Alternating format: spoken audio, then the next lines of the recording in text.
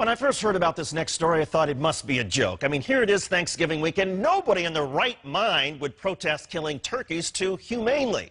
The operative phrase is in their right mind. Allow me to introduce you to conservative columnist Pamela Geller. She's a darling of the right wing, she's a notorious hater of Muslims, and she just wrote a column complaining about Butterball.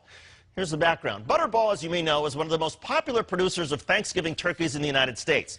The company believes in making their product palatable to a variety of religious Americans. And to that end, Butterball recently confirmed its whole turkeys are certified halal. Halal is an Islamic term that refers to how animals are butchered, much like kosher butchering for Jewish people. Halal requires that an animal be killed in the most humane fashion possible by swiftly cutting the turkey's throat. According to Geller, this is a problem.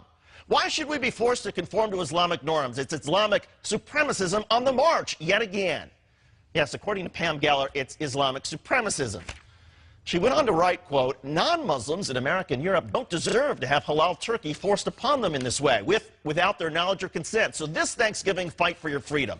Find a non-halal, non-Butterball turkey to celebrate Thanksgiving this Thursday, and write to Butterball and request politely but firmly that they stop selling only halal turkeys and make a non-halal turkey available to Americans who still value our freedoms.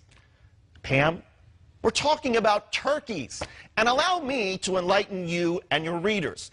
It's not just how a turkey is killed that is important for halal or kosher certification. The animal must not be diseased. If the turkey has tumors or cysts, it's not certified. The meat must not come in contact with contaminants, like worms, bugs, dirt, feces, bacteria, things that are also not allowed by federal meat inspectors. All the blood must be allowed to drain out before packaging. Pam, you wrote, I wouldn't knowingly buy a halal turkey, would you? Actually, I would. In fact, most Americans who eat turkey would probably be more likely to buy a halal or kosher one if they knew what it stood for.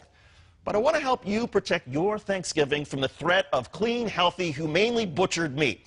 So I encourage you to go to a turkey farm tomorrow, ask for the most diseased animal around, clobber it over the head with a dull hammer, but not too hard because you want the bird to suffer for a while.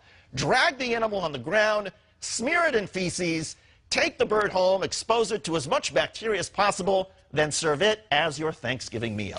After all, as you wrote, who wants halal turkeys, especially on a day in which we are giving thanks to God for our freedom? Exercise your freedom, Pam. Go with diseased, dirty, infected turkey meat, and let us know how your family and guests enjoy the holiday at your house or whatever insane asylum these days you are calling home.